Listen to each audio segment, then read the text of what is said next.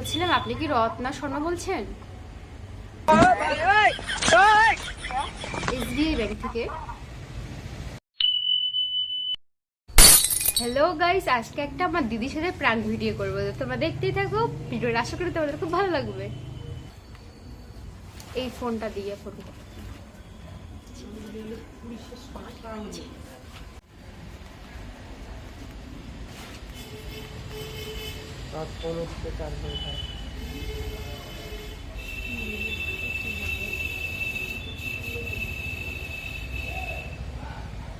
Hello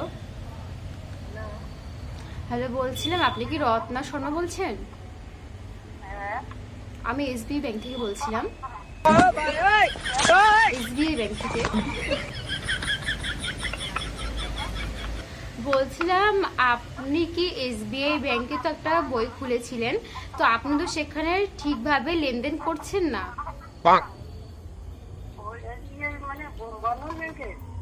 না না, SBI bank. হ্যাঁ হ্যাঁ হ্যাঁ, এসবিআই ব্যাংক থেকে বলছি। আপনার তো ভালোভাবে লেনদেন হচ্ছে না, আপনার কিন্তু বইটা বন্ধ হয়ে যেতে পারে।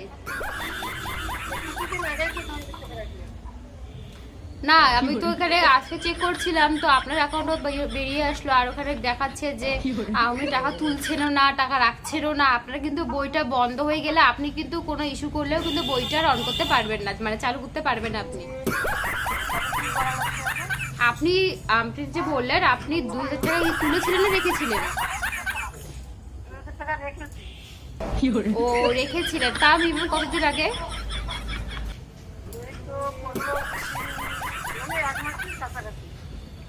আচ্ছা আচ্ছা, কাজ করুন, আপনি তো টাকা রেখেছিলেন, আপনি কিছু টাকা তুলুন আবার রাখুন, ঠিক আছে? 1 সপ্তাহের মধ্যে তাহলে আপনার বইটা আবার চালু হয়ে যাবে।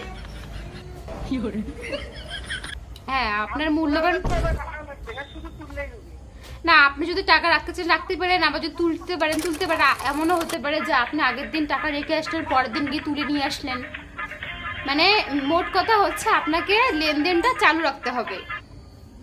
যেহেতু এখানে দেখাচ্ছে আপনার 1 বছর কিন্তু ঠিকঠাক ভাবে কিন্তু আপনার লেনদেন হয়নি।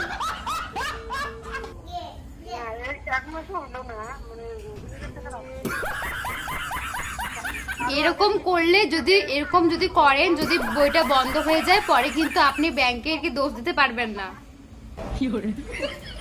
হ্যাঁ, তাই আমার দায়িত্ব ফোন করে জানানো, আমি তাই জানাচ্ছি।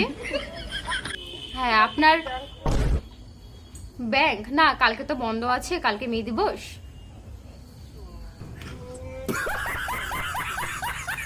হ্যাঁ, তো আপনার মূল্যবান সময় আমাকে দেওয়ার জন্য আপনাকে অসংখ্য ধন্যবাদ। আপনার দিনটি শুভ হোক। Good night. শুভরাত্রি ম্যাডাম।